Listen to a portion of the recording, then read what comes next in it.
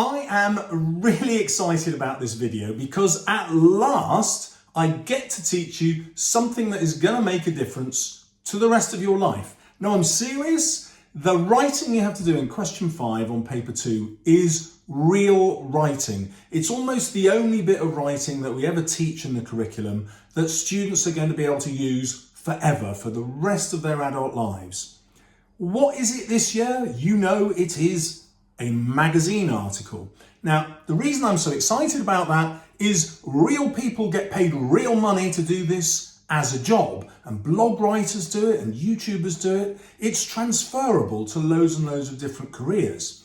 There is a secret sauce to magazine writing that I don't think we teach well in schools, and that's what I'm going to show you. That secret sauce is making what you write relevant to the current day. And it's so easy to do. It's actually quite exciting to do. So I've taken Elon Musk and Bill Gates and I've used what I know about them to apply to every question I can think of. I've chosen 3 of the past paper questions because yes, there have been 3 magazine articles tested so far by AQA.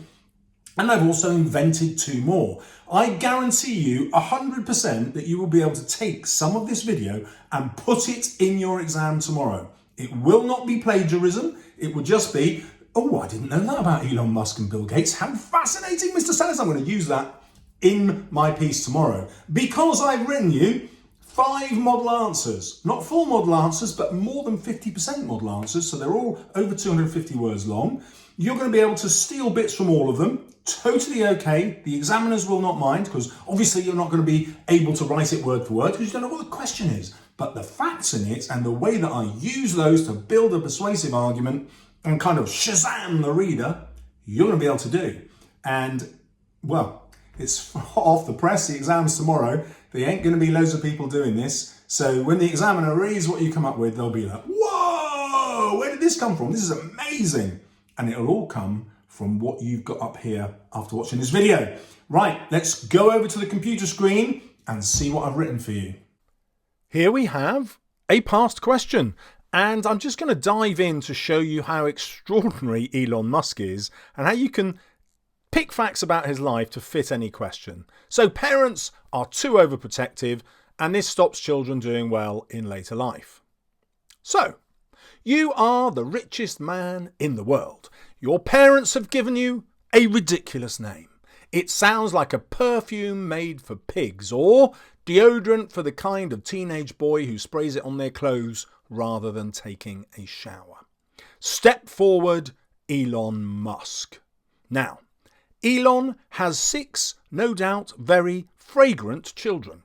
And for each one, he has chosen a ridiculous name. Not just Elon ridiculous, but mind-bogglingly odd. The latest pair are called X and Y. Is this insanity? No. It is the work of a rational mind that realises the modern world is far too kind to children. How will they build resilience? How will they face adversity when they're the children of a trillionaire?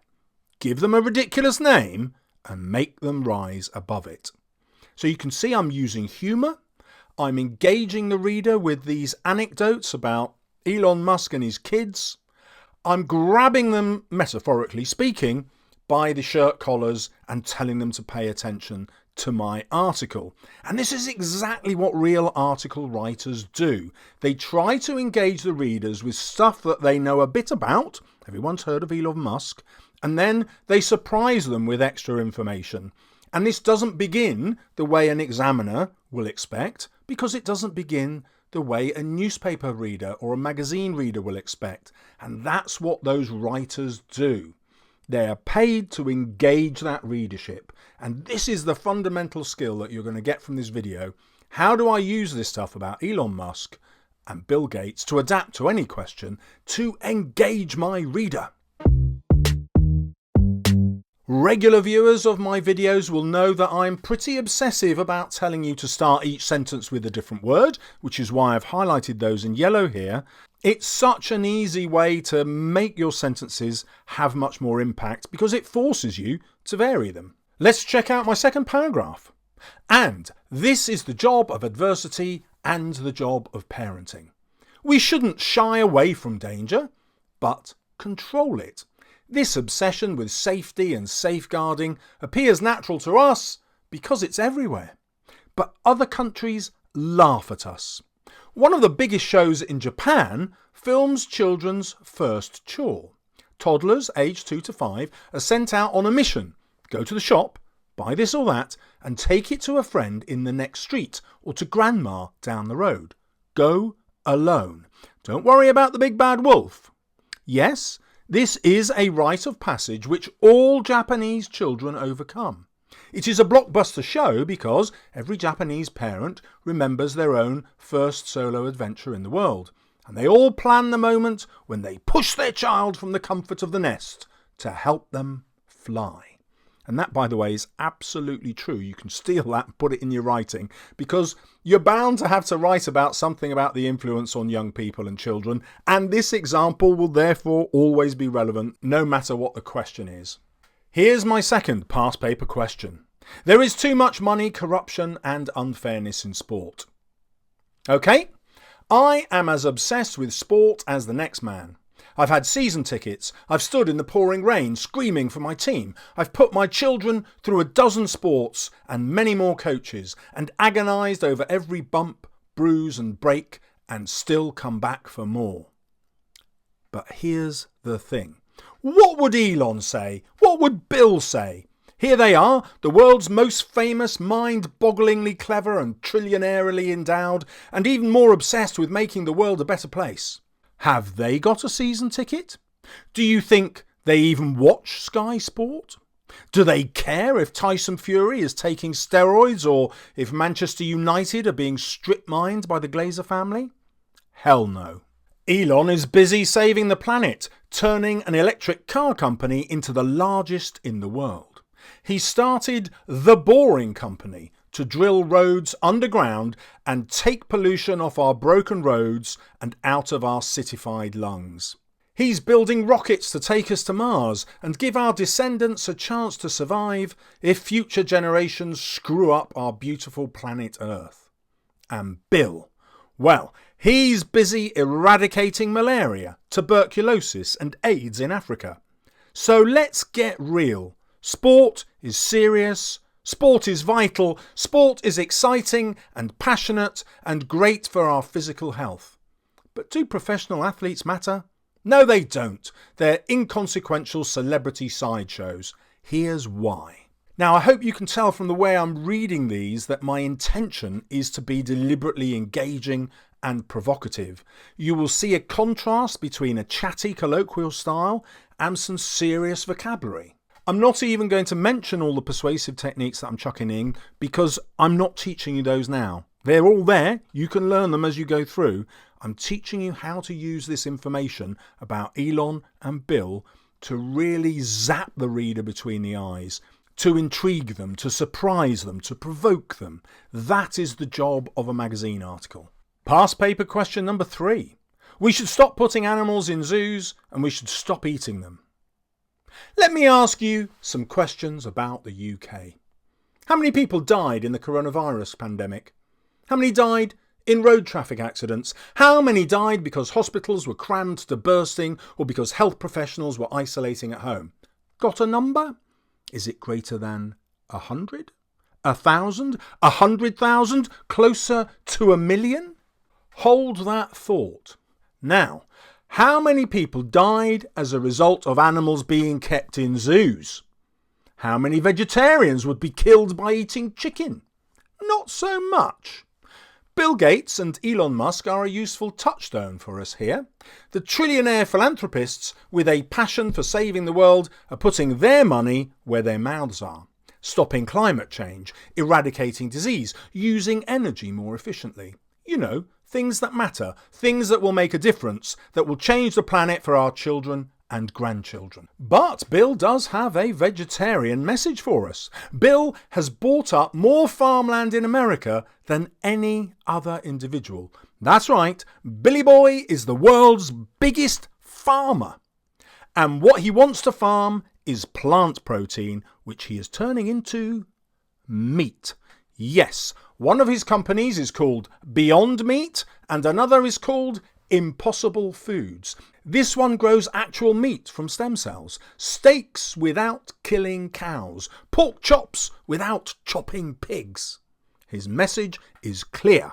We need animal protein and we need to keep farming animals until we can provide a better alternative. Lentils, oats and quinoa just won't do. That is amazing, isn't it? That fact about Bill Gates, or the series of facts there, I couldn't believe it. That is a goldmine. I guarantee you'll be able to stick that into one of your magazine articles. You'll stand out from the crowd and the examiner will go, blimey, I didn't know that. How entertaining and engaging. Okay, let's have a look at a typical exam question that hasn't been on the paper yet, but used to be on the paper in the old exam system, so it could come up. All students should have part-time jobs. You know Elon, right? The world's richest workaholic, who dated Amber Heard while ratcheting up divorces, who named his children with such ridiculous names that the last two are simply called X and Y, who appeared on the world's most popular podcast with Joe Rogan, high and still smoking a giant doobie, who wants to guarantee his own free speech and is prepared to spend $40 billion to buy Twitter to do it, who thinks our best bet as a species is to abandon ship and get on his rockets and travel to Mars. Check that out for a show-off sentence, right between the eyes. List upon list upon list, clause upon clause upon clause, and all about my man Elon. Here, of course, I've taken the opposite spin. I'm portraying him as ridiculous, as a villain. I'm not trying to show you whether Elon is wonderful or evil. You use the Elon that you need for your magazine. So he might be a hero, he might be a villain, depends on the topic. Yes, him, the world's richest and most influential egomaniac, started work at 12. In fact, he invented a video game called Blaster, which he then sold for $500. He paid his way through university by starting a nightclub. He quit his Stanford PhD to start a tech company, and then he built PayPal. I mean, he's an inspiration, right? Well, he is if you believe sleeping at the office and working 16-hour days is the way forward. What's the point of all that money if you can't be happy, if you can't love your spouse, if you can't be home for your children, if you can't find meaning in the people who love you? And that's what's wrong with our attitude to work and wealth. It's an obsession which is ruining our lives and our relationships. Why would we inflict this on our children when we should be building a better world? Now, I've deliberately kept my super source to here. I think there's a really high chance that this is the question that you will actually get, and only hardworking students who've made it this far into the video are going to benefit. Hurrah! Recycling and climate change should be part of the school curriculum. School sucks, doesn't it? PSHE, pointless happens in education. You can fill in the gaps. SURDs are absurd. Quadratic equations are gobbledygook only a handful of adults will use in real life. Teachers cram us with useless information which we instantly forget once we've been stuffed, pushed and pummeled through the pointless hoops of exams. But it doesn't have to be that way. We could be taught how to live better lives. If we put climate change into the curriculum, chemistry and physics might have a point. We need chemists and engineers to work out how to store carbon, or how to suck it out of the air, or how to make cleaner energy, more efficient planes, larger electric batteries to store the huge amounts of energy we need to power our consumer greed, cars which care for the planet by lasting longer and rejecting fossil fuels. Your imagination will have little problem adding to this list, because you are worried about it, aren't you? So, who is leading the way? Elon. Not only is the world's richest genius developing the world's best electric cars, not only is he drilling underground highways in American cities to revitalise their traffic-clogged arteries, not only is he building batteries to store the world's wind and solar power, but he has also set up the first school devoted to saving the planet. That's right, his own children and those of many SpaceX employees go to his own school. Yes, They learn lots and lots of science and lots of maths. Elon is an engineer with 2 bachelor's degrees after all. But at the heart of his school curriculum is ethics. There is no value in education unless it creates a better world. Do any of us believe that teaching children to make more moral and ethical decisions is a waste of time? No, Boris, I'm obviously making an exception for you. The chances of you being asked something about education are again massive. Elon has come to our rescue again. Yes, you can take the mickey out of Boris if you want to, or Keir Starmer, let's not be political about this. You just go with your passions, doesn't matter. So my hardest working students will want to watch this video again to see 7 other things that you could learn from these model answers. These are just the ones I've thought of, but obviously you might have loads of others.